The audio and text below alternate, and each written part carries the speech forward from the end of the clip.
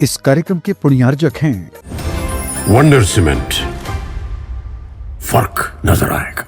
श्री अशोक, श्रीमती ममता जैन सेठी जी, कोलकाता। श्री दिगंबर जैन दिव्योदय अतिशय तीर्थ क्षेत्र, सम्मेदगिरी, जिला जबलपुर, मध्य प्रदेश। दिव्योदय अतिशय तीर्थ क्षेत्र की 1008 तीर्थ संरक्षक श्रृंखला में संरक्षक बनकर पुण्यार्जन करें।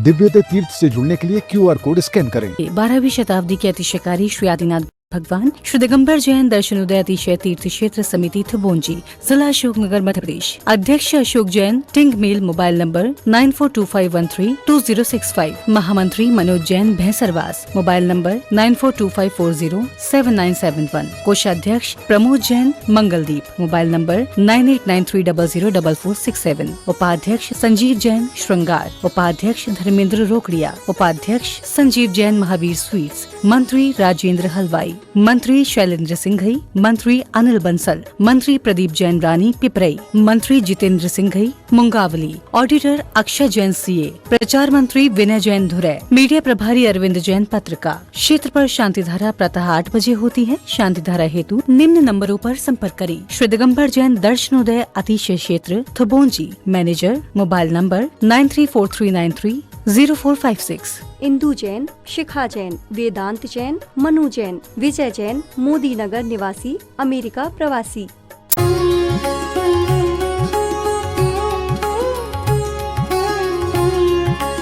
श्री ओम नमः शिवेभ्यः।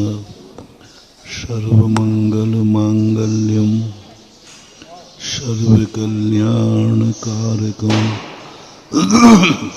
प्रधानम सर्वधर्माणां चैनं जयतु शासनं, चैनं जयतु शासनं। पंच परमेष्टि भगवान की, आचार्य श्री गुरुवर कुंद महाराज की, आचार्य श्री गुरुवर विद्यासागर महाराज की।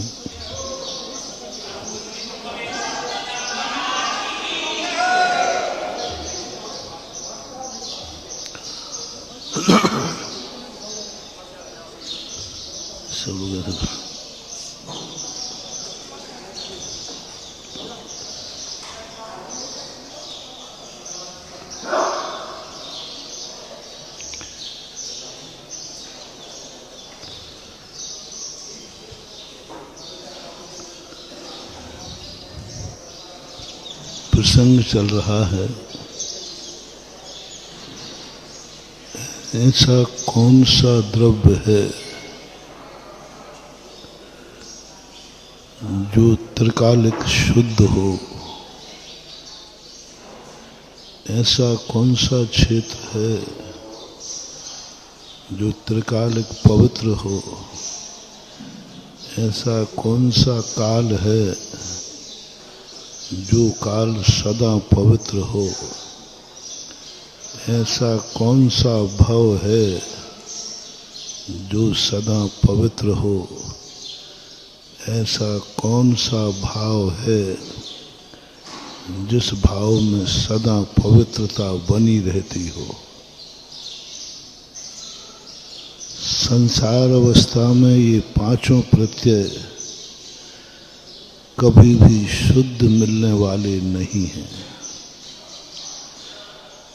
संसार में ऐसा कोई निमित्त नहीं है जिस निमित्त को देख करके सभी के अच्छे भाव होते हो। कोई भी निमित्त नहीं है। ऐसा कोई भी व्यक्ति नहीं है जो सदा अच्छे भाव ही रखता हो संसार में। इससे अच्छे ही कार्य होते हैं। ऐसा कुछ भी संसार में कोई व्यवस्था नहीं है प्रकृति की तरफ से। प्रकृति ने तो अपने हाथ में कुछ नहीं लिया। प्रकृति कहती है मैं तो कच्चा मटेरियल हूँ, मैं मटेरियल दे सकती हूँ, लेकिन उसे पक्का करना तुम्हारे हाथ में। इस प्रकृति ने दो नियम बनाए, एक नियत नियम बनाया और एक अनियत नियम बनाया। नियत जो नियम होते हैं वे तुम्हारे हाथ में नहीं है, प्रकृति के हाथ में। नियत है, तुम्हारा जन्म हुआ है तो मरण होगा, नियत है। मरण है तो जन्म होगा, ये नियत है संसार में। तुम्हारे अच्छे दिन आए हैं तो कभी बुरे भी आएंगे, बुरे हैं तो अच्छे भी आएंगे, ये प्रकृति का नियम है। उत्पाद व्यय ध्रुव ये प्रकृति का नियम है, इसमें सदा परिवर्तनशील रहोगे। जो शक्तियां हैं वो नियत हैं, सब प्रकृति के, लेकिन उन्होंने एक भाग अनियत छोड़ दिया, जीव के लिए और पुद्गल के लिए, कि तुम्हारे हाथ में मैं अधिकार देता हूं, जन्म मैं दूंगी, मरण मैं कराऊंगी, लेकिन जीवन तुम्हारा खुद का होगा, तुम किस तरीके से जीना चाहते हो। जीवन अनियत है, जीवन अनियत है। जैसे प्रकृति अनाज देगी, तुम अनाज बोओगे तो अनाज देगी, लेकिन अनाज से कौन सा व्यंजन बनाना है प्रकृति कहती है तुम्हारे हाथ में है। मैं व्यंजन बना के नहीं दूंगी, मैं अनाज दो दूंगी लेकिन व्यंजन नहीं दूंगी, व्यंजन तुम्हारे हाथ में है। गाय है, माँ है, वह दूध दे देगी, लेकिन दूध का क्या बनाना है प्रकृति कहती है तुम्हारे हाथ में है। हम पत्थर दे देंगे, पत्थर से तुम्हें क्या बनाना है ये तुम्हारे हाथ में है। मैं मिट्टी दे दूंगी, लेकिन क्या बनाना है तुम्हारे हाथ में। मैं आकाश से जल बरसा दूंगी, उस जल का उपयोग क्या करना है ये तुम्हारे हाथ में, हमारे हाथ में नहीं है। आकाश से कीचड़ नहीं बरसता, आकाश से मोती नहीं बरसते। ये तुम्हारे हाथ में है कि तुम्हें जल का कीचड़ बनाना है या जल से मोती बनाना है, मेरे हाथ में नहीं है। हम हवाएं चलाएंगे, लेकिन उनका उपयोग क्या है। हम अग्नि देंगे तुम्हें,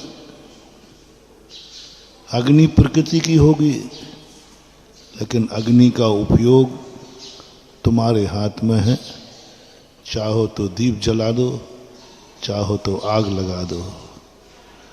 अग्नि मेरी होगी, लेकिन अग्नि का उपयोग मेरा नहीं होगा, ये अनियत है। वृक्ष होंगे, फल होंगे, प्रकृति देगी, लेकिन वृक्षों का उपयोग क्या होगा वो तुम्हारे हाथ में। फल फलेगा पेड़ में, उस फल का क्या करना है तुम्हें। फूल लगेंगे पेड़ में, तुम्हें क्या करना है ये निर्णय तुम्हारे हाथ में। पूरी विहंगम दृष्टि को यदि अपन सृष्टि को देखते हैं तो सृष्टि की सब तरफ से एक रॉ मटेरियल देती है और उसमें अनंत अनंत संभावना है। प्रकृति के पास तो ज्यादा अधिकार नहीं है जितना अधिकार हमारे पास है। जन्म कितनी सी देर का है, मरण कितनी सी देर का है, और जीवन तो कितना भी लंबा हो सकता है। जीवन हमारे हाथ में है। ये दुनिया में ये जिंदगी उस पैसे के समान है जिस पैसे को सरकार निकालती है, उस पर मूल्य डालती है, लेकिन इस पैसे का उपयोग क्या करना है सरकार कहती ये निर्णय मेरा नहीं है, ये निर्णय उपभोक्ता का है। उपभोक्ता फैसला करे कि इस नोट का हमें क्या करना है। सरकार उपभोक्ता नहीं है, सरकार प्रकृति है जो तुम्हें सुविधा देगी। कितने साधनों से आपको सुविधा मिल सकती है, मेरे सारे साधन सरकार उत्पन्न कराएगी। लेकिन उसके बाद तुम क्या उपयोग करोगे? मैंने नोट दे दिए छाप करके, इन नोटों का क्या करूं, ये फैसला आपके हाथ में है। चाहो तो व्यसनों में उड़ा दो, चाहो तो परोपकार में लगा दो, चाहो तो दर्शनोदय तीर्थे थोबंजी में लगा दो। जो तुम्हारी मर्जी पड़े तो करो, कोई नहीं रोक सकता, सरकार भी नहीं रोक सकती। हम अपने नोटों का क्या करेंगे? कुछ नहीं कर सकते, कुछ नहीं कर सकते। तुम जैन हो, यदि तुम किसी मजदूर से कहो देख भाई मैं जैन हूं, मेरी बहुत मेहनत का पैसा है, तुझे मजदूरी जब देंगे जब तू पहले ये नियम ले कि मैं शराब नहीं पीऊंगा मेरे पैसे से। आप ये निर्णय नहीं कर सकते, आप उसको रोक नहीं सकते। मजदूरी की आप पैसा दीजिए, पैसे का हम क्या करेंगे? सेठ को इसका कोई हक मानने का अधिकार नहीं है। कोर्ट भी जाएगा तो कोर्ट ही निर्णय, आपको मजदूरी की है, मजदूरी दीजिए। वो क्या करेगा? वो फैसला उसका है। हम कुछ, तुम्हारे हाथ में कुछ भी नहीं है। ऐसे ही हमारी जिंदगी है, हमारी जिंदगी हमें कुदरत ने दी है, इसका फैसला हमें खुद करना है, कैसे जीना है। जीने के तरीके हमारे हाथ में हैं, हम किस तरीके से जीना चाहते हैं, हमारा किस प्रकार का स्टैंडर्ड मेंटेन होगा, हमारी जिंदगी का स्वरूप क्या होगा, ये फैसला करने के लिए ही आपको अब तुम स्वयं निर्णय नहीं कर पाते हैं, इसलिए गुरु की जरूरत पड़ती है। बस इतने के लिए जरूरत पड़ती है। गुरु, तुम लोग सोचते हो ये धर्म, भगवान, गुरु, जिनवाणी हमें कुछ दे देंगे, इनके पास है ही नहीं, ये दे नहीं सकते। जैन दर्शन ने भगवानों को, गुरुओं को, शास्त्रों को देन लेन से परे कर दिया। ना तुम किसी को बना सकते हो, ना किसी को मिटा सकते हो। जैन साधु के लिए तो घोषणा ही कर दी, तुम किसी को कुछ दे नहीं सकते, तुम किसी को मिटा नहीं सकते, अभिशाप दे नहीं सकते, वरदान दे नहीं सकते, वरदान भी नहीं दे सकते। जैन दर्शन में वरदान की कोई व्यवस्था नहीं। आशीर्वाद देने को कहे तो 3 आशीर्वाद दिए, तथास्तु, समाधिरस्तु, धर्म लाभ भवतु। श्रावकाचार के अंदर ये 3 कहे हैं। मिथ्या दृष्टि आए तो धर्म लाभ भवतु, सम्यक दृष्टि आए तो धर्म वृद्धि, और निकट का विश्वसनीय आए, अच्छे कार्य के लिए मांगे आशीर्वाद, तथास्तु, जो तुम्हारी भावना है ये पूरी हो जाए। अंत में यदि शिष्य को आशीर्वाद देना है तो समाधिरस्तु हो, अच्छी तरह तुम्हारा मरण हो, अच्छी तरह तुम्हारी क्षमता भाव हो, कहीं लेन देन का कोई सवाल ही नहीं है। आयुष्मान भव जैन दर्शन में नहीं है। खूब फलो फूलो ये भी जैन दर्शन में नहीं, कुछ नहीं। तथास्तु, समाधिरस्तु, धर्म लाभ भवतु, धर्म वृद्धि भवतु, बस इससे से कुछ भी अधिकार नहीं है। बहुत सारे लोगों के ये प्रश्न हैं हर संप्रदाय ने भगवान को कोई ना कोई अधिकार दिए हैं। हर संप्रदाय ने भगवान को अधिकार दिए हैं, गुरुओं को अधिकार दिए हैं। गुरु चाहें तो किसी को वरदान दे सकते हैं, किमिक्षक वरदान, और गुरु चाहें तो अभिशाप दे सकते हैं। जितने भी ईश्वर कर्तृत्ववादी विचारधारा वाले लोग हैं, सब ने सृष्टि की कठपुतली भगवान के हाथ में सौंप दी। ऐसा एक भी संप्रदाय नहीं है जिसके आराध्य के पास इस दुनिया की बांगडोर न हो। रिमोट कंट्रोलर भगवान है।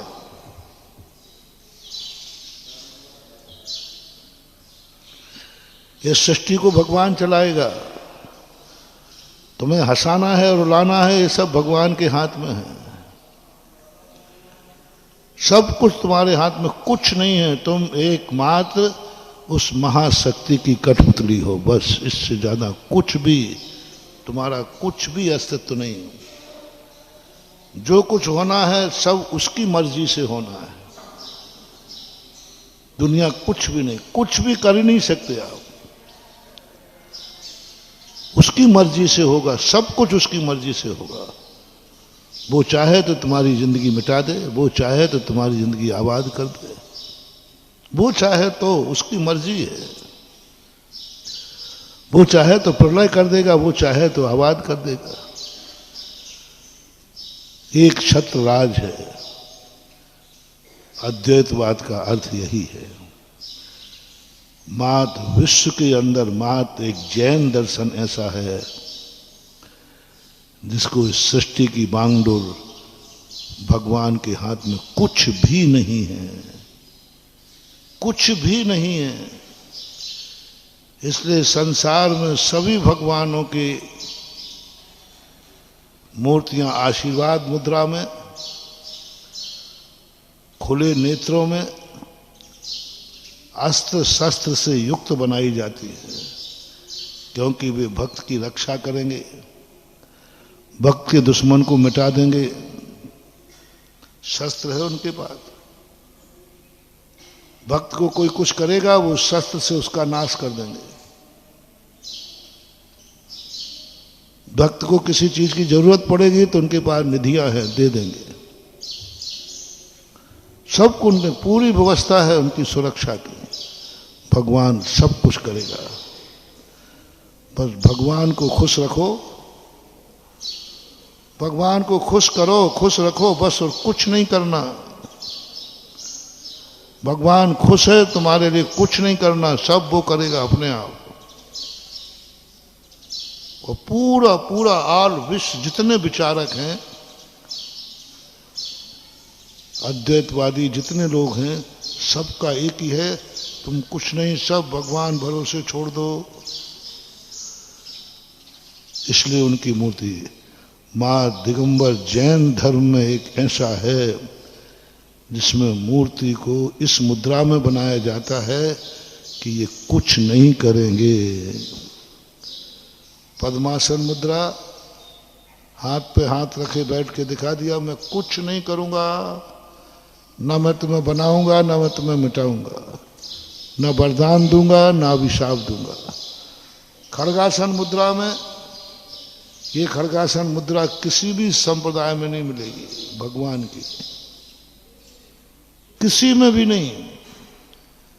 खड़गासन मुद्रा में भी मूर्ति बनेगी तो या तो आशीर्वाद की बनेगी या कुछ ना कुछ बनेगा, उनके हाथ में कुछ ना कुछ होगा। सभी मूर्तियों को प्रायः देखा, ये मुद्रा कहीं भी नहीं बनाएगी। इसलिए इसको मात्र जिन मुद्रा कहते हैं, योग मुद्रा कहते हैं। मात्र हाथ नीचे लटका कर खड़े हो जाने का अर्थ है हम अब कुछ भी नहीं करेंगे, मैं स्थित प्रज्ञ हूं। शास्त्रों में भी, जिनवाणी में भी कहीं कोई भी व्यवस्था नहीं की लेन देन की। बस जैन दर्शन, मात्र एक जैन दर्शन ऐसा है, तो फिर क्या करें? फिर हम क्यों मंदिर आए, क्यों गुरुओं के पास जाएं, क्यों शास्त्र पढ़ें, क्यों नमोकार मंत्र पढ़ें? नहीं, बहुत बड़ी चीज है महानुभाव, बहुत बड़ी चीज है। ये कुछ देंगे लेंगे तो नहीं, ये तुम्हें उंगली पकड़ के चलाएंगे तो नहीं, लेकिन ये रास्ता जरूर दिखा देंगे। ये रास्ता सम्यक है और ये मिथ्या है। सम्यक और मिथ्या की कल्पना किसी के यहां नहीं है।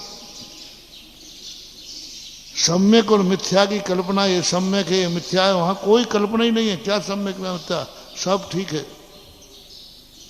मिथ्या शब्द मात्र जैनियों में मिलेगा,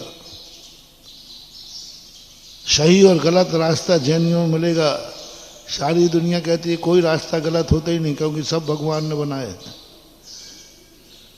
सब रास्ते हैं, कोई रास्ता गलत नहीं है, सब रास्ते, क्योंकि वहां तो सब रास्ते भगवान को बनाए, और भगवान कभी गलत रास्ता बनाता नहीं है, इसलिए उन्होंने कोई रास्ते को गलत नहीं कहा। ये रास्ता गलत है, ये धर्म गलत है, ये संप्रदाय गलत है, ये विचार गलत है, नहीं। उन्होंने कहा सब सही है, कोई गलत मत कहो, कोई गलत मत सोचो, कुछ नहीं, सब कुछ, सबके रास्ते अलग अलग हैं, सबकी मंजिल एक है। उनके विचार है, ऐसा व्यवस्था बनाई गई।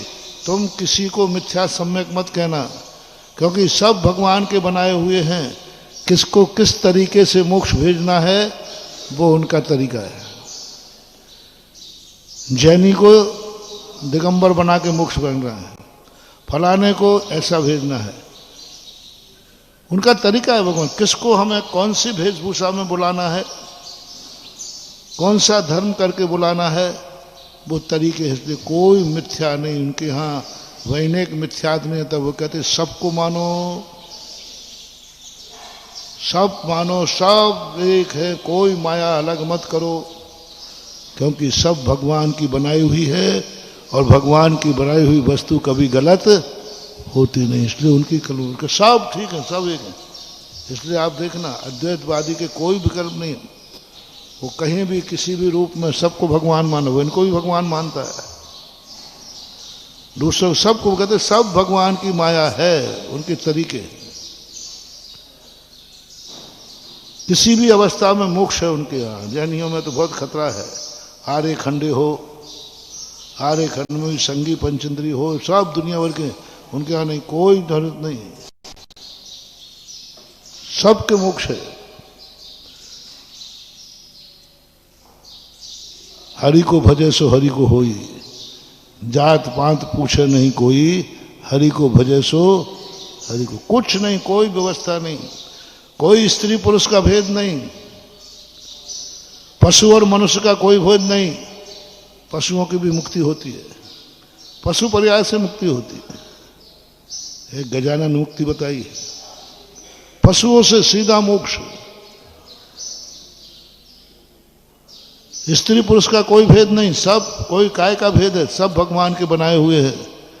और भगवान की जब बनाई हुई वस्तु है तो भगवान जब चाहे जिस चाहे को अपनी इच्छानुसार वैकुंठ भेज सकते हैं।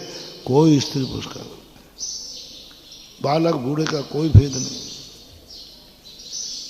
पापी पुण्यात्मा का भी कोई भेद नहीं, कितना ही बड़ा पापी क्यों ना हो, यदि वो मात भगवान के लिए समर्पित हो जाता है तो उसे भी वरदान मिल जाएगा। वो भी कुछ नहीं है। मात एक जैन दर्शन ऐसा है जिस दर्शन ने बिल्कुल अलग व्यवस्था का निर्णय किया, सृष्टि के स्वरूप का। भगवान ने कहा मेरे हाथ में कुछ भी नहीं है, मैंने कुछ करने धरने का त्याग कर दिया है, ना मैं किसी की जिंदगी मिटाऊंगा ना बनाऊंगा। गुरुओं को भी यही कह दिया। तो फिर भगवान मैं आपके पास क्यों आऊं, आना तो पड़ेगा।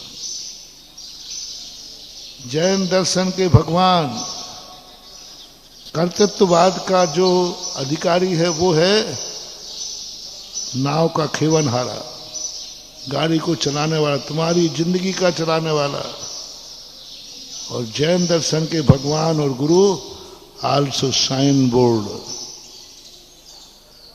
आल्सो माइल्स स्टोन, बस इससे ज्यादा कुछ भी नहीं है। जैसे मील का पत्थर है या साइन बोर्ड है, वो साइन बोर्ड कुछ भी नहीं करता, मात्र इतना बताता है कि ये रास्ता इधर गया है और रास्ता इधर गया, बस इतना सा है। बताओ इसकी कितनी कीमत है। चलना हमें है, लेकिन ये रास्ता कहाँ गया है ये निर्णय भगवान करेंगे। सम्यक और मिथ्या का वे साइन बोर्ड बन के खड़े हो जाएंगे, यहाँ जाना है तो यहाँ जाएगा, यहाँ जाना है तो यहाँ जाएगा। ये मोक्ष का है, संसार का है, ये नरक का है, स्वर्ग का है, ये साइन बोर्ड से पता चलता है। अज्ञानी कहता है कि साइन बोर्ड ने क्या कहा, क्या किया मेरे साथ।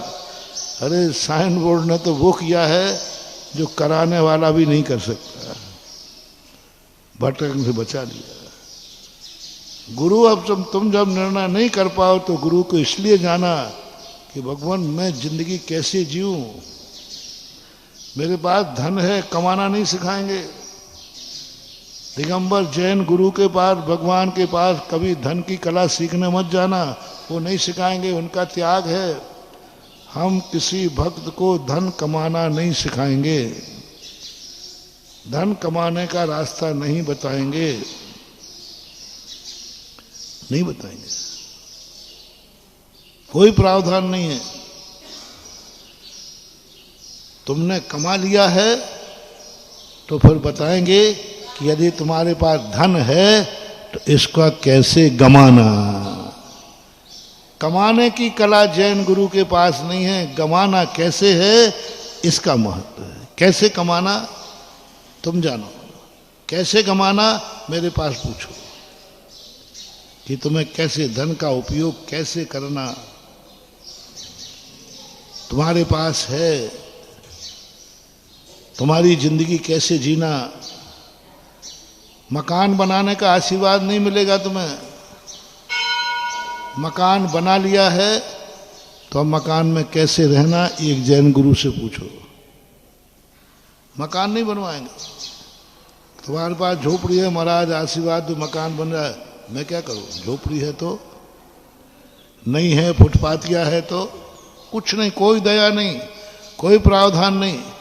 बस तुमने मकान बना लिया है, फिर गुरु के पास जाओ, भगवान मकान बना रहा हूं मैं, कैसा मकान बनाए। मकान बना गया है कैसे नागल करें, मकान बन गया है हम इसमें कैसे रहें, ये जनवाणी बताएगी।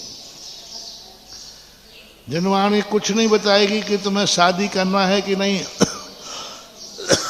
महाराज हमारी शादी करा दो, हाँ करा देते।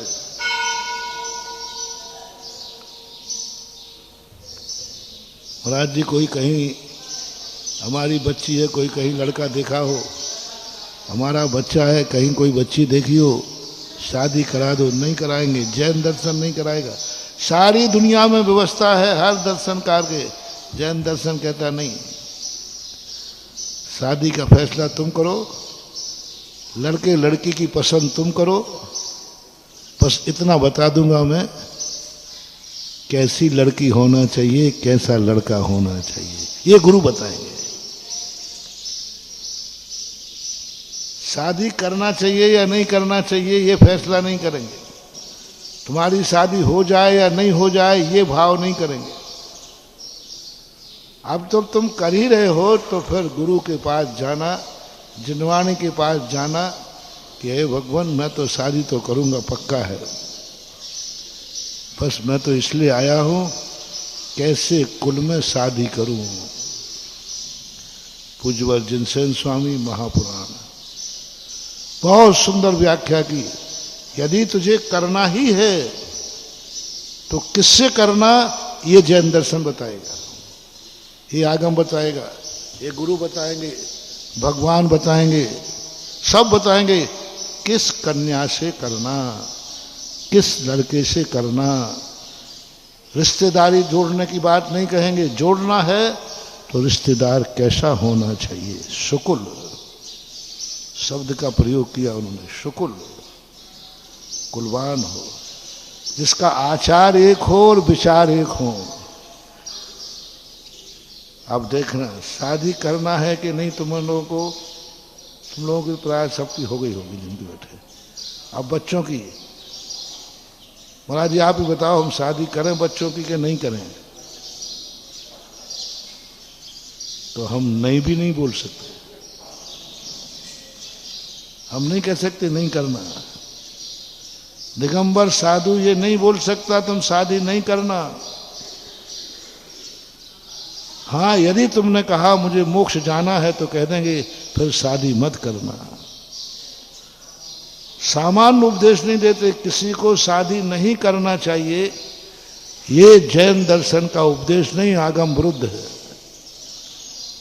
जिस दिन ये शादी, और दिगंबर जैन मुनि के सबसे बड़ी है कि सबसे ज्यादा आज्ञा अपने गुरु की और भगवान की कौन से दर्शन में मानते हैं? जैन दर्शन बहुत आज्ञा प्रधानी है। और गुरु ने ये आज्ञा दे दी तो भक्त तो कहेगा गुरु ने आज्ञा होगी, शादी नहीं करना चाहिए, नहीं करना है, अनर्थ हो जाएगा। अनर्थ हो जाएगा जिस दिन साधु ये उपदेश देगा, सब पशु बन जाएंगे। शादी करने को मना किया है, पशु बन जाएंगे। हमारे आचार्य महाराज ने मूक माटी के अंदर लिखा, उसको शादी क्यों नहीं करना चाहिए? क्योंकि वो मोक्ष जाना चाहता है, मोक्ष मार्ग में आना चाहता है। फिर आपका कथन ठीक है। जिसको मोक्ष मार्ग में आना है उसको संसार नहीं बसाना चाहिए, शादी नहीं करना चाहिए, श्रीफल लेकर ब्रह्मचर्य व्रत ले लेना चाहिए। लेकिन कह रहा मुझे धर्मात्मा नहीं बनना, मुझे संसार बसाना है, तो फिर हाँ कह दीजिए कि हर व्यक्ति को, गृहस्थ को शादी करना ही चाहिए। ये भी नहीं बोल सकते, ना तो ना बोलेंगे और ना हाँ बोलेंगे। बस फिर महाराज जी आपके पास आए तो किस लिए आए? ये बोल आओ आओ, फैसला तुम करो, करना है कि नहीं करना। महाराज शादी तो करना है, तो शादी कैसी करना ये गुरु बताएगा। चक्रवर्ती उपाय करना ये गुरु बताएगा। जिनसेन स्वामी गुरु है अपने, वो बताएंगे कि शादी करना ही है, तुझे निर्णय हो गया कि नहीं? और आज आप निर्णय कराओ, नहीं मैं निर्णय नहीं करूंगा, निर्णय तुम करो। फिर कैसे शादी करना है ये कौन बताएगा? गुरु बताएंगे। चक्रवर्ती उपाय करो, इस प्रकार करो, ऐसे करो, इस प्रकार करो, यदवा तदवा मत करो, ये विधि शास्त्र बताते। जिस साय से शादी मत करो, जिसका भगवान एक हो, जिसका गुरु एक हो, जिसका नमोकार मंत्र एक हो। जन्म से देखो, संबंध बनाने की बात कर रहा हूं मैं, संबंध बनाने के लिए नहीं कर रहा हूं। संबंध किससे बनाना, ये तुम अपनी इच्छा से मत बनाना, ये गुरु की इच्छा से बनाना, जनवाणी की इच्छा से बनाना।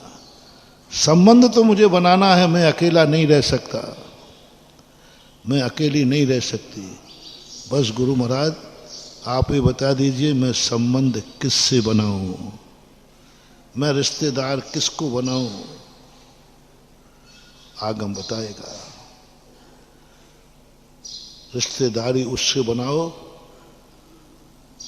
जिसका जन्म के पहले, जिनके माता पिता का तुम्हारे घर में आते समय उस माँ ने उसी भगवान का नाम लिया हो जिस भगवान का नाम तुम्हारी माँ ने लिया है।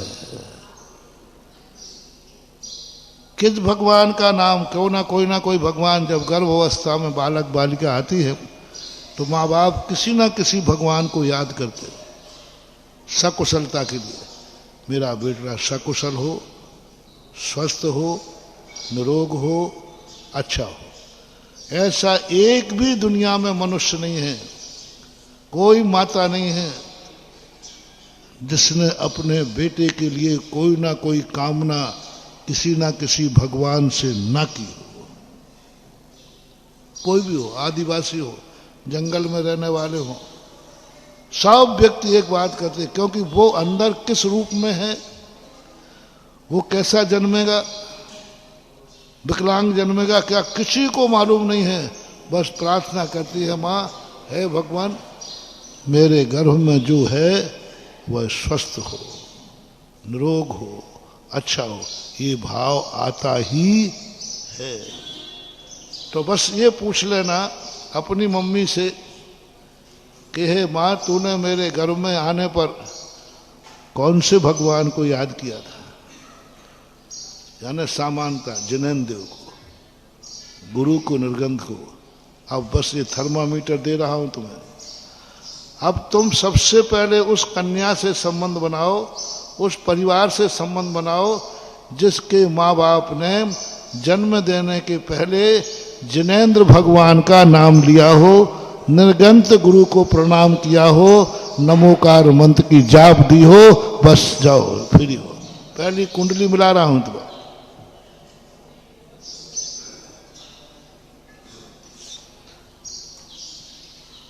वो 26, 27, 28 बाद में तुम मिला लेना, पहले हमारी कुंडली तुम मिलाओ।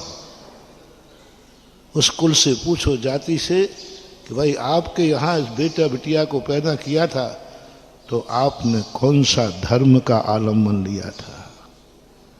मैं किसी धर्म की बात नहीं कर रहा हूं, जो जिस धर्म को मानता हो मैं उसकी चर्चा कर रहा हूं, जो जिस भगवान को मानता हो उसकी चर्चा कर रहा हूं।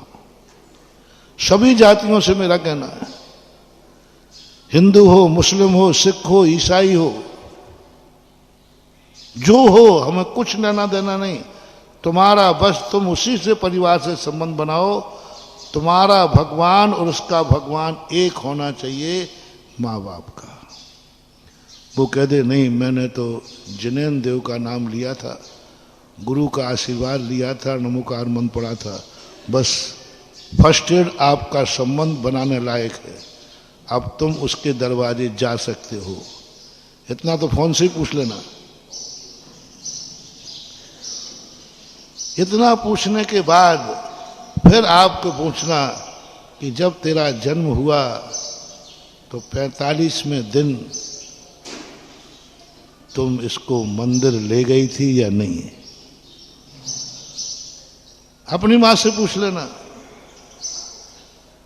तो बस जो 45वें दिन दोनों मंदिर गए हों, बस दूसरा गुण वहां मिल गया कि हम दोनों जिनेन्द्र देव के चरणों में गए थे 45वें दिन। और बाद में तुम्हारी मां ने उंगली पकड़ करके किस मंदिर में ले गई थी। आपकी मां किस मंदिर में ले गई थी? सबके लिए। मुस्लिम है तो पूछो मुस्लिम किससे शादी करे। तुम्हारी मां मस्जिद में ले गई थी तो कन्या की मां भी मस्जिद में ले गई थी, जाओ मुस्लिम मुस्लिम से शादी करे, वो उसकी सृष्टि की व्यवस्था बन जाएगी। हिंदू हिंदू से करे, फारसी फारसी से करे, ईसाई ईसाई से करे, दिगंबर, बस सारी व्यवस्थाएं, इतनी बढ़िया व्यवस्था है भारत की। भगवानों के ऊपर देखो, सही भगवान का संस्कार। उपसंहार में इतना ही है कि आचार और विचार और धर्म एक होना चाहिए।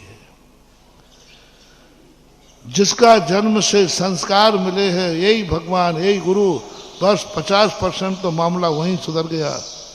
दोनों का गुरु एक हो, दोनों का भगवान एक हो, दोनों का नमोकार मंत्र एक हो, जिंदगी में अतिशय ही अतिशय होंगे, डबल डबल अतिशय होगा। एक दूसरे धर्म से आया, एक दूसरे धर्म से आया, दोनों विपरीत हैं,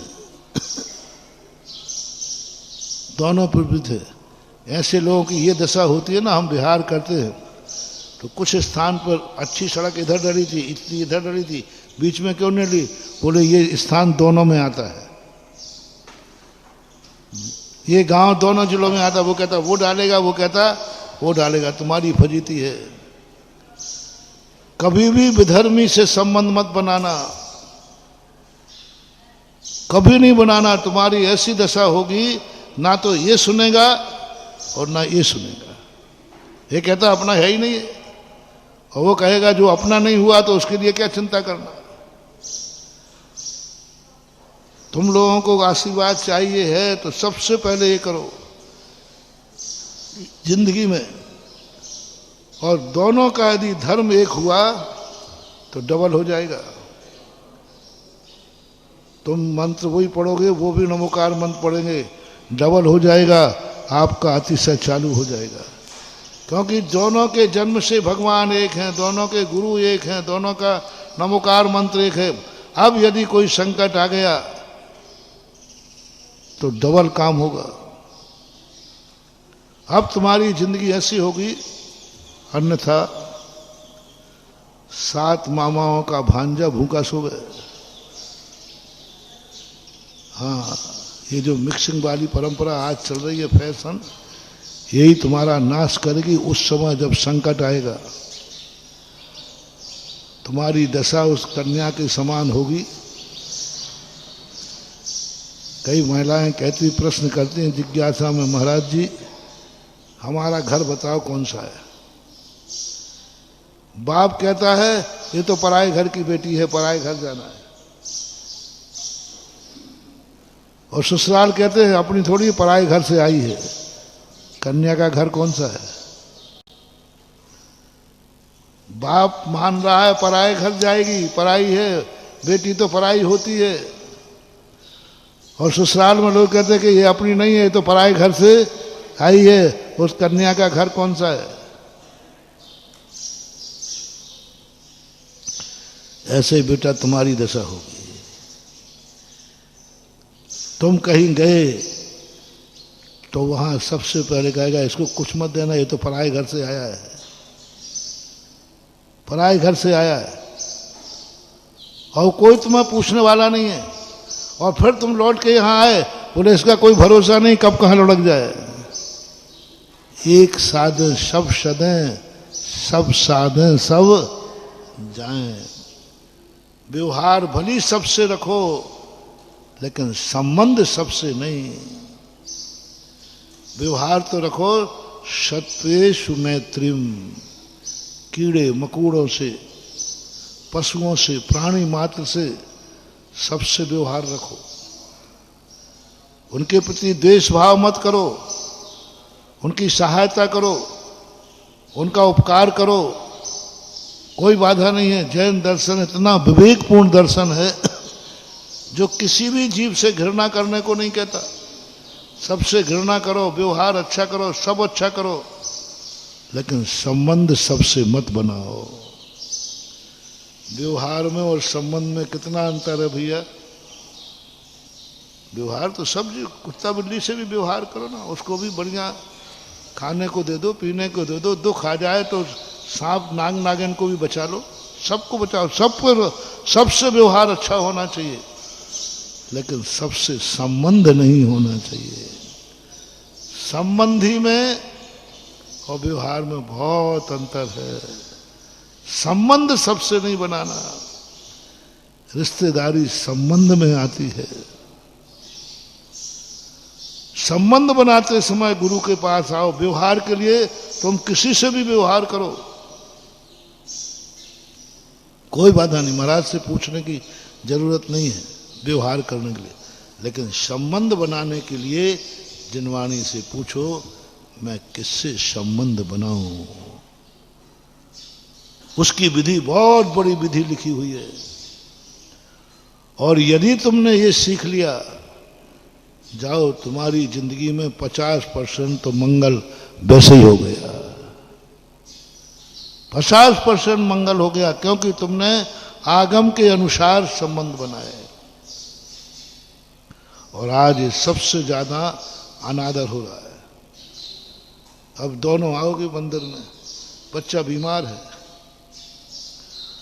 तुम जैनी हो, पत्नी दूसरे धर्म को मानने वाली थी, बेटा दोनों का है, अब दोनों अपने अपने भगवान का नाम लो। वो कहेगा मेरे क्या पड़ी, उसका चला जाएगा। वो कहे उसका पड़ा, जब तक तो डूब जाएगी, जब तक तो नैया डूब जाएगी, क्योंकि दोनों अलग अलग श्रद्धा हैं। आप कितने ही करो, जन्म की श्रद्धा कहीं जाती नहीं है। लाख उपाय कर लो आप, कभी नहीं पलटते। बिरले कुछ एकाध होते हैं, अन्यथा जन्म के समय खून से बलदियत से जो संस्कार होते हैं वे संस्कार कितना भी बदलो जाते नहीं है। उसका श्रद्धा आएगी, विपत्ति है, बोले तुम इनको करो, हमारी श्रद्धा तो फलाने पर है, उस चबूतरे पर है, और वो उसका ध्यान करेगी। अब दोनों में से एक नहीं मिलने वाला। तुम ये सोचो महाराज, हमारा काम नहीं करेगा तो उसका मंत्र काम कर जाएगा उसका। इसलिए हम लोग क्या है, आजकल एक राजनीति चलती है। घरों में बहुत सारे लोग होते, तो सभी एक पार्टी ज्वाइन नहीं करते। एक कांग्रेस में जाएगा, एक बीजेपी में जाएगा, एक सापा में जाएगा। मैंने कहो सब घर वाले तो एक रहो, बोले महाराज नहीं। आप देखो सिंधिया परिवार में देखते, पहले एक बीजेपी में और एक, ये बहुत बड़ी राजनीति है कि कोई की सरकार आए, एक व्यक्ति तो अपना बना रहेगा जिससे अपनी सुरक्षा बनी रहेगी। हाँ, बैठ के निर्णय करते घर में, ऐसी बात नहीं। बाप बेटे अलग अलग में, बेटा अपन दोनों पार्टी में रहो, जो आएगी सरकार आए, चित्त भी अपना और पट भी अपना। कोई सरकार आए, अपना व्यक्ति है, अपनी सुरक्षा है। ऐसे ही तुम धर्म में अपना रहे हो। आज हम तो इसलिए अपना रहे हैं, हमारे घर में सब धर्मों की बहुएं आती हैं। बोले क्यों? कोई तो काम करेगी, कोई का धर्म तो काम करेगा। बेटा बीमार है, सब अपने अपने धर्म की माला फेरो, कोई ना कोई काम आ जाएगा। नहीं आएगा, ये राजनीति नहीं है। उसकी दशा ऐसी होगी जिसके घर में अनेक धर्मों के संस्कार आ जाते हैं, जिसके घर में अनेक धर्मों को मानने वाली आ जाती है या मानने वाला आ जाता है, जिसका पति विपरीत धर्म को मानने वाला है, जिसकी पत्नी विपरीत धर्म को मानने वाली है, उस घर की दशा अंत में ऐसी बुरी होती है जैसे एक व्यक्ति ने कहा कि अब कौन सी दवाई खाऊं।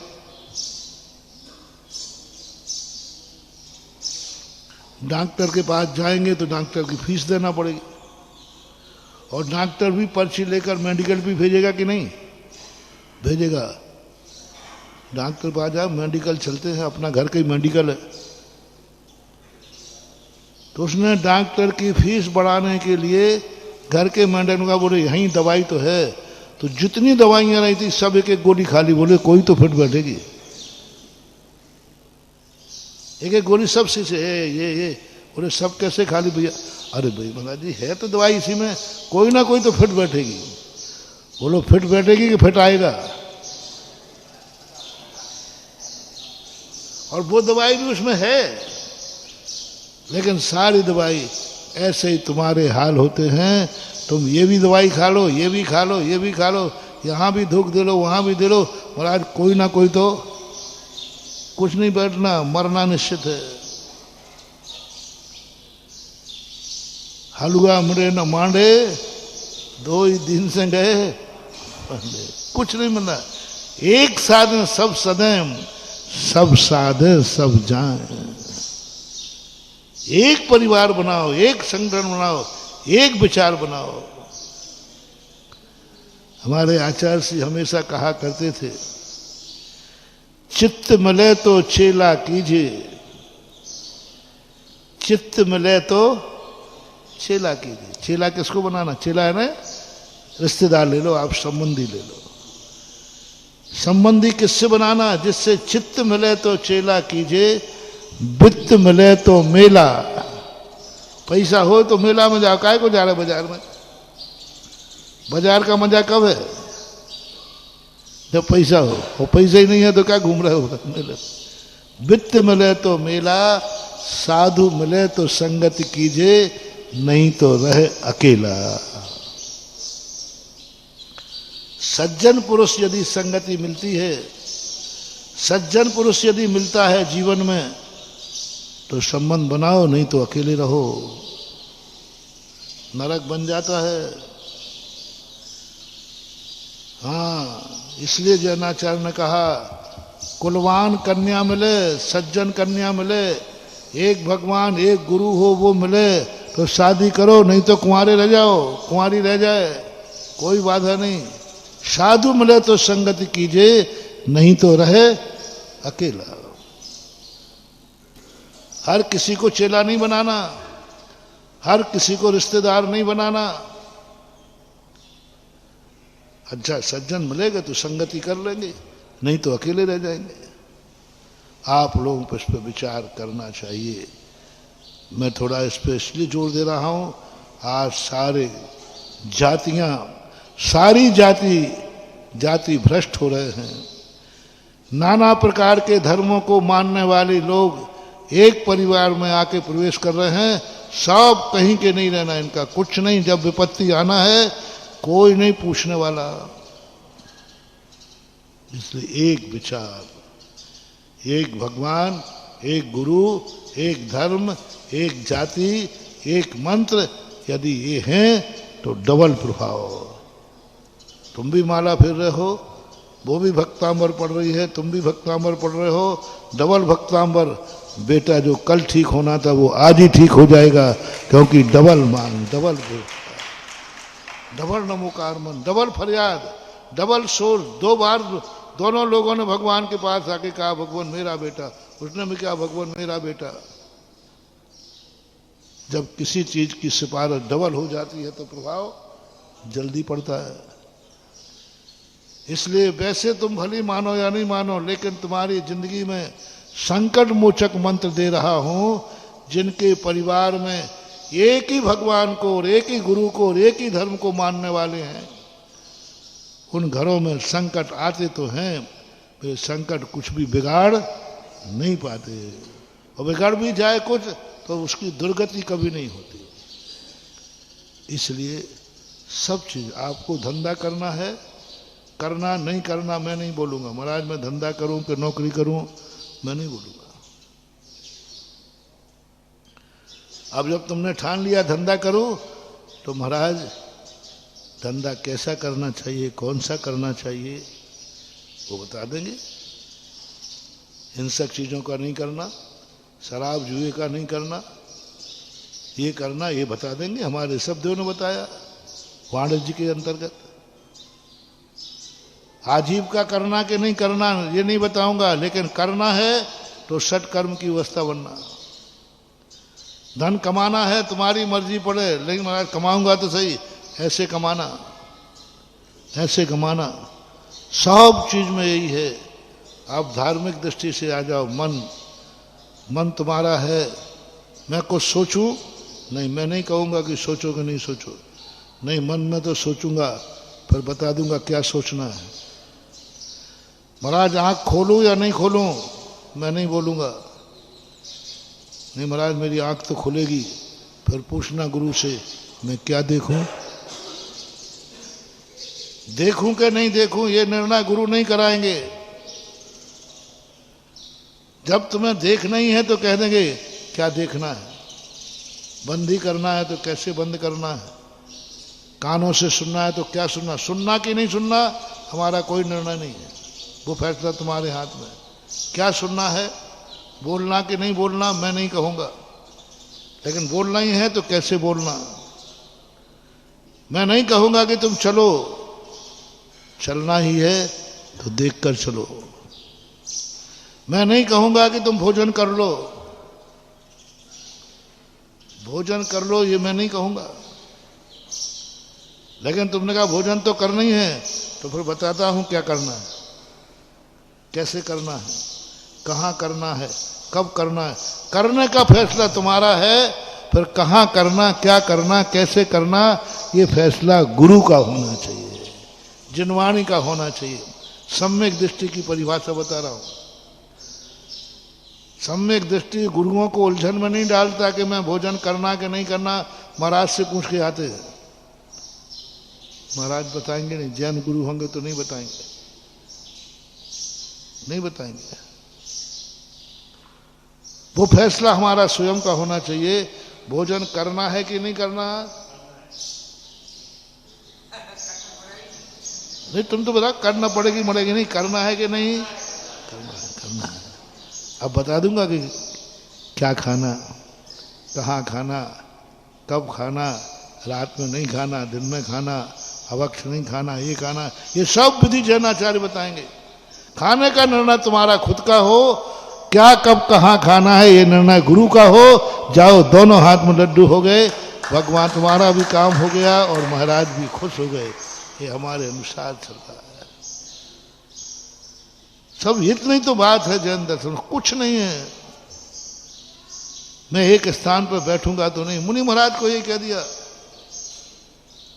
मुनि महाराज को कहीं नहीं लिखा कि तुम्हें विहार करना है, तुम्हें चलना है। उन्होंने कहा नहीं चलूंगा तो सही। तो बोले एरिया समिति चलना, पिछू उठा के चलना। पिछी पहले नहीं दी, दीक्षा हो जाती है, सप्तम गुणस्थान हो जाता है, पिछी कमंडल है ही नहीं। पिछी कमंडल तो कब देते हैं, जब वो दीक्षा लेके ध्यान में बैठता है और फिर आंखें खोलता है। अब क्या करना, अब मैं उठूं यहां से, ऐ चुप जा, बैठ जाए। यदि तुझे उठना है तो पिछी कमंडल लेना होगा, और नहीं उठना है तो पिछी कमंडल की कोई जरूरत नहीं। मुनि दीक्षा हो चुकी, चलना है तो। ऐसी अच्छा जैन दर्शन में विवेकपूर्ण है। एक अधिकार तुम्हें दिया, तुम्हारे गुरु बच गए, लेकिन उन्होंने जो अधिकार दिया, इनको सिखाओ कहाँ चलना है, कहाँ बैठना है। कदम चले कदम चिट्ठे, कदमा से कदम सहे, कदम भुंजे जभा से जय, एवं पावम न वज्जदी। कुंद कुंद भगवान के सामने शिष्य ने कहा, दीक्षार्थी ने कहा, पहले कुछ नहीं बोले, बोले तेरी दीक्षा हो गई, मैं जा रहा हूं। अरे झुको कैसे गई, मुझे चलना तो सिखाया ही नहीं, बैठना तो सिखाया ही नहीं, भोजन की तो कोई व्यवस्था ही नहीं की, जो था वो ही छुड़वा दिया। बोलो छोड़ो, सब छोड़ो, कुछ भी तेरे पास नहीं रहना चाहिए, तिल तुस्मात भी सब छुड़ा दिया, कुछ भी नहीं बचा। और अब चुप बैठ गए। आगे उपदेश देने की मनाही है, बहुत बड़ी इतनी बड़ी मोनोपोली है जैन दर्शन की। पहले खूब बोल रहे थे, देख तुझे ये कार्य करना चाहिए, सब संसार ऐसा है, संसार ऐसा है, संसार ऐसा है, संसार ऐसा है। उसको बैराग दिला दिया। अब वो आ गया, बोले देख ये सब छोड़ दे, घर छोड़ दे, परिवार छोड़ दे, सब छोड़ दे, कोई चिंता नहीं करना, भोजन की चिंता नहीं, पाने की चिंता नहीं, रहने की कोई चिंता नहीं करना, सब छोड़ दे। बेचारा बातों में आ गया, सब छोड़ दिया और फिर गुरु ने मौन ले लिया। अब गुरु कुछ नहीं वहां कहा, बिल्कुल स्टॉप हो जाना थोड़ी देर बाद, और बस शिष्य की तरफ देखते रहना, कुछ नहीं बोलेंगे, बस मौन। हो गया काम, हो गया काम। जय श्री राम।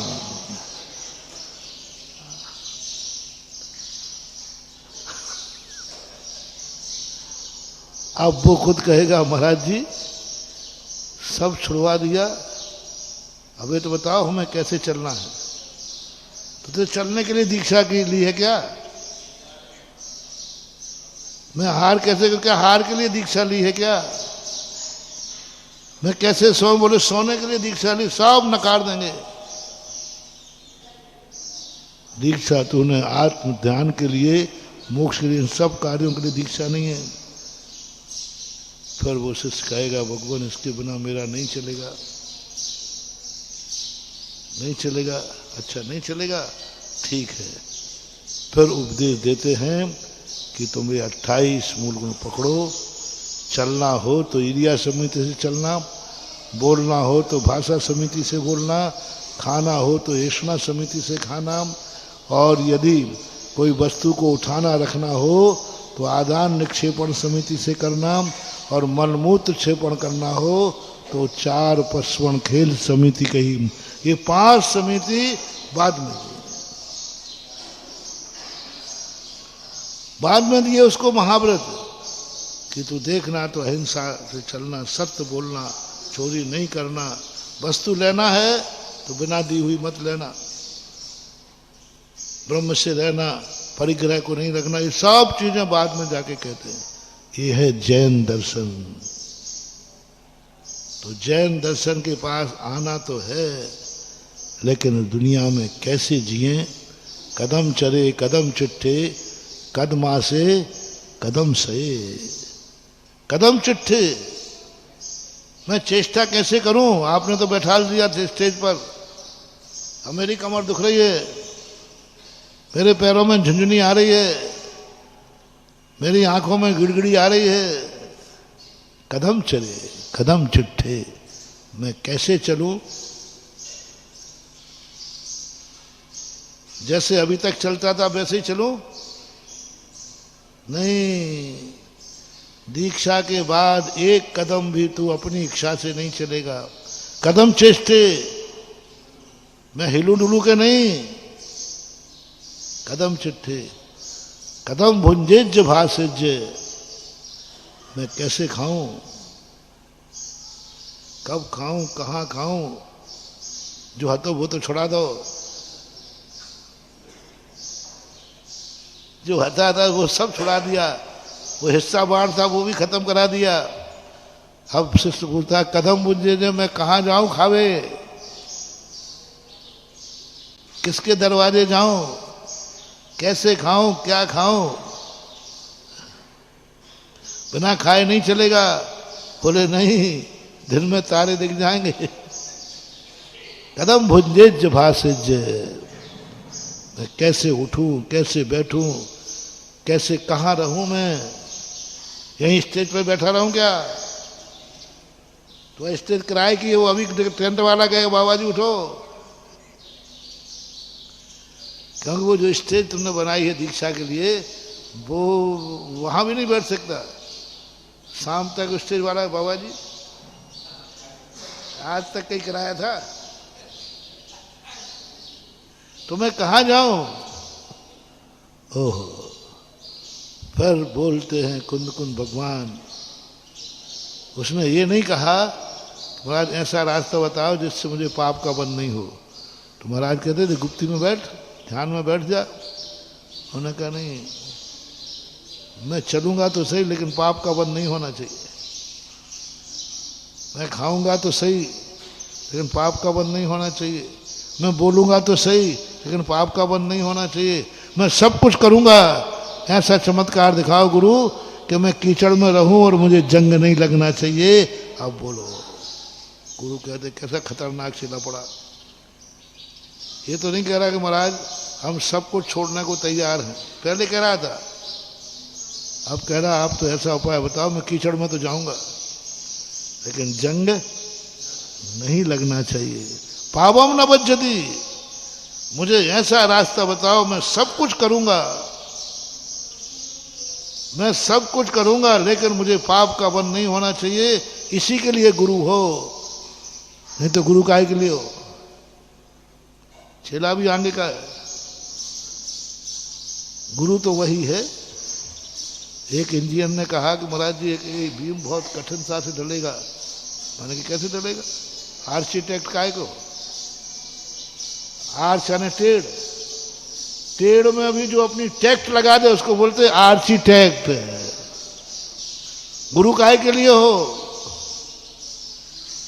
अग्नि में कूदूं और जलूं नहीं, ये आशीर्वाद गुरु का होना चाहिए। गुरु का अर्थ ये नहीं है कि तुम सब कुछ छुड़ा दो। गुरु का अर्थ है हम तो अग्नि में कूदेंगे, आपका आशीर्वाद होना चाहिए, जलूं नहीं। आशीर्वाद होना चाहिए, जलूंगा नहीं। मैं आकाश से कूदूंगा लेकिन हाथ में टूटना नहीं चाहिए। गुरु इसके लिए होते हैं। आप बताइए। एक जोक पढ़ा था, एक व्यक्ति ने कहा गुरुजी ने कहा कि बेटा जाओ, एक बिना पैसे का पोस्ट कार्ड लाओ, पोस्ट कार्ड लाओ बिना पैसे का। अरे सब चीज साहब बिना पे पोस्ट कार्ड है तो सरकारी माल है। बोले नहीं, पैसे में तो सब लाते, तू बिना पैसे का ला के दिखा। ध्यान रखना, डाका नहीं डालना, ये तो चोरी करके लाए। बिना पैसे का तू पैसा ला के दिखा, पोस्ट कार्ड, पोस्ट कार्ड। सब विद्यार्थी फिर बोले साहब पोस्ट कार्ड तो पैसे में आता है। और वो ऑफिसर कहे कि पैसे में तो सब ला देंगे, तू बिना पैसे का लगा तो तू आईएएस ऑफिसर बनेगा। आईएएस ऑफिसर बनना है तो बिना पैसे का पोस्ट कार्ड ला के दिखा। सब फिर एक व्यक्ति एक आया, वो होगा अशोकनगर का ही होगा। उन्होंने कहा साहब कितने चाहिए, कितने चाहिए साहब? दूसरे तो एक नहीं ला पाया। बोले क्या पूछ रहा पट्टा, कितने चाहिए? बोले एक ही लाके दिखा दे। जी सर। वो गया, रास्ते पे घूरे पे एक चिट्ठी पड़ी थी, चिट्ठी फेंक देते थे ना, बोले वो चिट्ठी लेके आ गया। बोले ये तो चिट्ठी लिखी हुई है। बोले साहब आपका प्रश्न क्या था? पैसे में तो दुनिया लाते ही है, तो बिना पैसे लाके दिखा। और आप मेरे बॉस से इंटरव्यू लेते हैं, कोरे पोस्ट कार्ड पे तो दुनिया लिखती है, आप लिखे लिख के बताओ तो मेरे गुरु हो।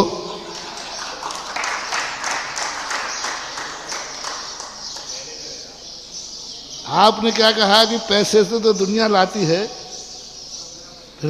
तो मैंने भी सोचा जब उनका आपका चेला ऐसा हो तो गुरु कैसा होना चाहिए।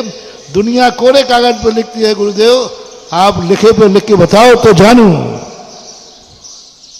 इंटरव्यू लेने का ये तो हमारा बाप निकला। वो इंटरव्यू में पास हो गया, पास हो गया। यही तो कला है, बस बुद्धि का खेल है सब कुछ। उसका जवाब ही यही था। बस आज हमारी जिंदगी भी ऐसे ही है। कुंदकुंद स्वामी ने सोचा कि चलो अपन चुप बैठे जाते हैं, ये अपने आप जब तक ध्यान में बैठा रहेगा, जब तक हम उठने की कहेंगे नहीं उठेगा नहीं। ये तो नहीं कहेगा ना महाराज उठूं कैसे, वो टेंट वाला उठा रहा है, कहाँ जाऊं, पेट में चूहा कूद रहे हैं, कहाँ खाने जाऊं, किसके जाऊं, घर जा नहीं सकता, वो तो छुड़ा दिया, अब मैं कहाँ जाऊं। तब कुंदकुंद स्वामी कहते हैं यदम चरे यदम चिट्ठे यद मासे यदम सये यदम भुंजेज भासेज एवं पावम न वज्जदे। हे शिष्य, यदम चरे यत्नाचार पूर्वक चलना। यत्नाचार है ना सावधानी पूर्वक देख के चलना। यदम चरे यदम चिट्ठे, सावधानी पूर्वक बैठना जीवों को देख करके। यदम भुंजेज भासेज, जो खाने योग्य है वही खाना, जिसके यहाँ लेने योग्य है उसी के यहाँ लेना। जो चाहे भोजन देवे तो लेनी मत लेना। किसके यहाँ लेना, कैसे लेना, क्या लेना, कब लेना, वो सारी बुद्धि यत्नाचार में बता दी उन्होंने। जिस किसी के यहाँ नहीं दे देना, भोजन देके और टूट पड़ो। शुकुल वो छठाला में आया ना, शुकुल के यहाँ जाते हैं वो। सटकाय जीवन हननते सब विधि द्रव हिंसा तरी राग नहीं। उसके बाद और आया शुकुल में जाके तज रसन को, यानी कुलवान के जाना। जो देवे सब मत खा लेना, नहीं तो वो दिए जाए और तुम खाए जाओ। जैसा देवे वैसे ही नहीं खाना, सोच के खाना। एक शब्द में, एक गाथा में सब कुछ कर दिया। यदम चरे यदम चिट्ठे यदम, बस यत्नाचार, सावधानी रखना। सावधानी क्या है? मैं कौन हूं, ये कौन है, ये क्या है और ये क्यों लेना है और क्यों दे रहा है। रिपीट कर रहा हूं, तुम्हें कोई वस्तु चाहिए है तो पहले ये देखो क्या वह वस्तु तुम्हारे योग्य है। क्या है ये वस्तु? भूख तो लगी है, लेकिन जो चाय खा लो इसी का नाम पशु है। नहीं, पहले देखे क्या है ये वस्तु, नाम बताओ। अनजाना भी नहीं लेगा। यदि तुम नाम नहीं बता पाए, थाली क्यों देखी जाती है? थाली इसलिए नहीं देखी जाती कि पहले देख लूं क्या क्या माल बनाया है। नहीं, थाली ये देखी जाती है कि इसने कोई अनजान वस्तु तो नहीं बनाई जिसको ये खुद ही नहीं बता पाए। अभक्ष तो है ही, कहीं ये अभक्ष खाता हो तो पता चल जाएगा कि ये घर कौन सा है। थाली देखने की परंपरा आगम में नहीं थी, शास्त्रों में नहीं लिखी है। बहुत सोचने के बाद इसका पता चला, ओहो, आज के समय पर लोग श्रावक भ्रष्ट होने लगे, इनका खान पान बदल गया, पता नहीं कौन क्या खा रहा है। तो भाई पहले थाली दिखा और भोजन को देख के पता कर लेंगे कि ये घर मेरे लायक है कि नहीं। अब उसने दिखाते ही आलू प्याज दिखा दिया हाँ क्या क्या मूली गाजर महाराज ये बनाया है। हाँ, तुरंत पता चल जाएगा। भोजन की थाली देख करके पता लगता है कि ये घर का भोजन क्या है। एक आता है ना, घर में टके हुए चित्रों से पता चलता है कि इस घर का चरित्र क्या है।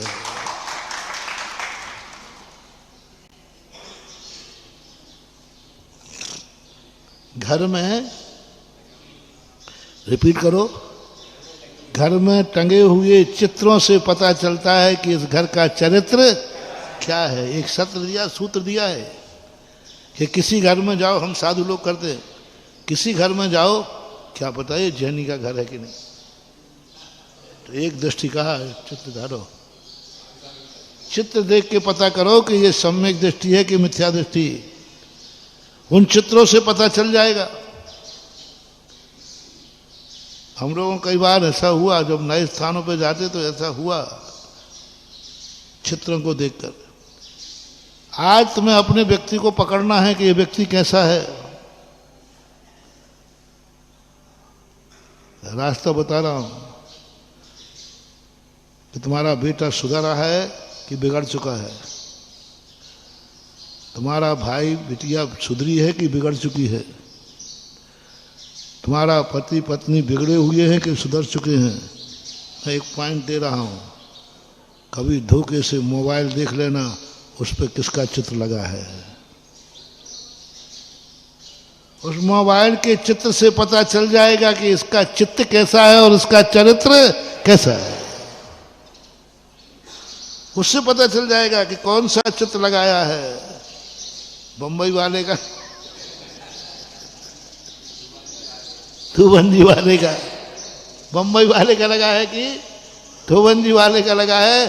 पता चल जाएगा कि तुम्हारा बेटा बिटिया के अंदर क्या परिणाम चल रहा है, तुम्हारे बेटा बिटिया किस हद तक पार हो गए हैं, इनका मन कहाँ तक पहुँच गया है। मोबाइल के जो क्या बोलते हैं उसको, मोनो वॉलपेपर, मोनू बोलते वॉलपेपर, उससे पता चल जाएगा क्या है। हाँ, उससे पता चल जाएगा। श्रीमान जी का फोन देख लिया करो कभी कभी, पता चल जाएगा किसका चित्र लगा है। ऊपर से जरूर तुम्हें मान रहा है, अंदर तो कोई दूसरी बस गई है। सबसे ज्यादा आज व्यक्ति को प्रिय कौन होता है? और मोबाइल में जिसका चित्र होता है, हर किसी का चित्र नहीं लगाते लोग। व्यक्ति को कौन सी चीज पसंद है उसके मोबाइल के वॉलपेपर से पता कर लो, बस पता चल जाएगा कि इसको सबसे प्रिय क्या है। ज्यादा झगड़े टंटे में नहीं पड़ना, बस थोड़ा मोबाइल दिखाना कौन प्रिय है। जिसका चित्र लगा हो मोबाइल में बस उसको वही प्रिय है, क्योंकि मोबाइल में हमेशा प्रिय वस्तु का चित्र लगाया जाता है, जिसको खोलते ही मन प्रफुल्लित हो जाए, जिसको देखते ही मन में अच्छा लगे, जिसको देखते ही मन में खुशी हो जाए, ये सगुन है। सगुन शास्त्र है अपने घर में किसका चित्र टांगना, जिसको देखते ही तुम्हारे मन में भाव आवे, अच्छा भाव आवे, खुशी का भाव आवे, आनंद का भाव आवे, उसका चित्र लगाओ। मोबाइल में भी उसी का चित्र लगाओ, जिसको देख के तुम्हारे मन प्रसन्न हो जाए। ये तो तुम्हारी बात है। अब हम लोग कह रहे हैं कि हमें पता करना है कि इसका सबसे ज्यादा संसार में चहेता कौन है। अब कैसे पता करें? अंदर कोई खिड़की तो है नहीं कि देख के झांक ले।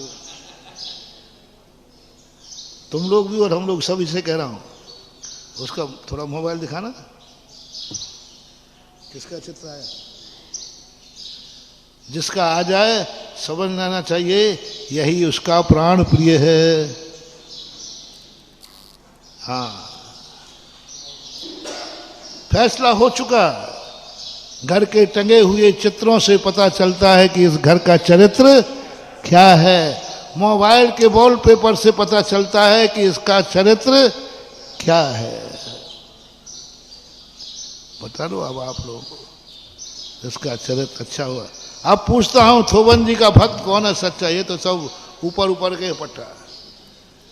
जिसके मोबाइल में थोबन जी के आदिनाथ भगवान का चित्र बन जाए, भगवान तुरंत कहें यही मेरा पक्का है, क्योंकि मोबाइल में चर्चा देते हैं। अब मैं अपने भक्त को और ढूंढूं। जैसे ही मोबाइल में दिखा, अरे इसके मोबाइल खुलते ही मुनि महाराज का चित्र निकला। ओहो, यही है श्रमण संस्कृति रक्षक। ये सबसे ज्यादा श्रमण संत की रक्षा करेगा, क्योंकि मोबाइल में चित्र वॉलपेपर किसका है?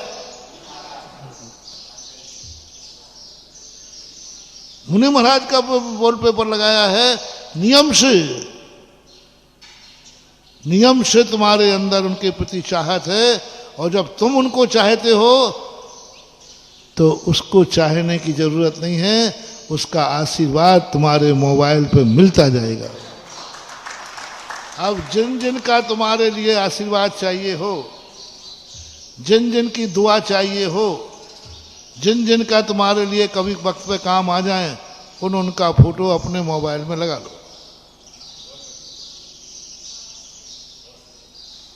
अब तुम बंबई वाली का लगाओ,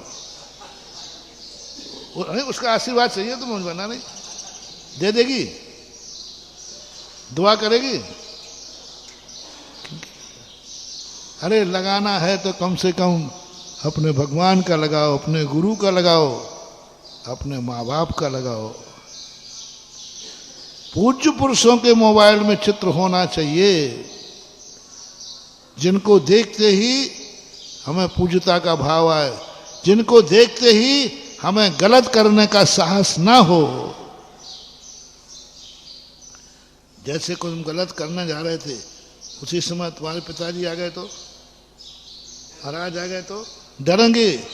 उसी प्रकार से तुम गलत करोगे, तुरंत मोबाइल खोला और उसमें पिताजी का, गुरु का फोटो आ गया, आप देखना 2 मिनट को तुम्हारी आत्मा कांप जाएगी। फोटो गुरु का आ गया, तुरंत आत्मा कांपेगी। गुरु साथ सामने नहीं है, लेकिन गुरु का फोटो देखते 1 सेकंड को आपके अंदर स्पंदन होगा। तुम उनके फोटो लगाते हो जो तुम्हारे के लिए और गलत मार्ग की तरफ ले जाए। अपना फोटो गुरु का, भगवान का लगाओ, गुरु का लगाओ, माँ बाप का लगाओ। यदि मान लीजिए मम्मी पसंद नहीं है तो अपनी पत्नी का लगा लो, क्योंकि अब बेचारी माँ बूढ़ी हो गई है तो अब बहुत दांत मार तो रहेंगे नहीं उसके।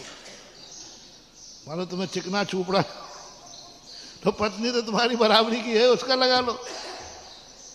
बच्चे प्यारे हों तो अपने बच्चों का लगा लो। ऐसे लोगों को लगाओ जो वस्तुतः तुम्हारे लिए हैं और तुम उनके लिए हो। इस कार्यक्रम के पुण्यार्जक थे Wonder Cement. फर्क नजर आएगा। श्री अशोक श्रीमती ममता जैन सेठी जी, कोलकाता। श्री दिगंबर जैन दिव्योदय अतिशय तीर्थ क्षेत्र, सम्मेदगिरी, जिला जबलपुर, मध्य प्रदेश। दिव्योदय अतिशय तीर्थ क्षेत्र की 1008 तीर्थ संरक्षक श्रृंखला में संरक्षक बनकर पुण्यार्जन करें। दिव्योदय तीर्थ से जुड़ने के लिए QR कोड स्कैन करें। 12वीं शताब्दी के अतिशयकारी श्री आदिनाथ भगवान श्री दिगंबर जैन दर्शनोदय अतिशय तीर्थ क्षेत्र समिति थबोंजी, जिला अशोकनगर, मध्य प्रदेश। अध्यक्ष अशोक जैन, टिंग मेल, मोबाइल नंबर 9425132065। महामंत्री मनोज जैन, भैंसरवास, मोबाइल नंबर 9425407971। कोषाध्यक्ष प्रमोद जैन, मंगलदीप, मोबाइल नंबर 9893004467। उपाध्यक्ष संजीव जैन, श्रृंगार। उपाध्यक्ष धर्मेंद्र रोकड़िया। उपाध्यक्ष संजीव जैन, महावीर स्वीट्स। मंत्री राजेंद्र हलवाई। मंत्री शैलेंद्र सिंघई। मंत्री अनिल बंसल। मंत्री प्रदीप जैन रानी, पिपरई। मंत्री जितेंद्र सिंघई, मुंगावली। Auditor Akshay Jain, CA। प्रचार मंत्री विनय जैन, धुरै। मीडिया प्रभारी अरविंद जैन, पत्रकार। क्षेत्र पर शांति धारा प्रातः 8 बजे होती है। शांति धारा हेतु निम्न नंबरों पर संपर्क करें। श्री दिगंबर जैन दर्शनोदय अतिशय क्षेत्र, Thubonji. Manager, mobile number 9343930456। Indu Jain, Shikha Jain, Vedant Jain, Manu Jain, Vijay Jain, Modi Nagar निवासी, अमेरिका प्रवासी।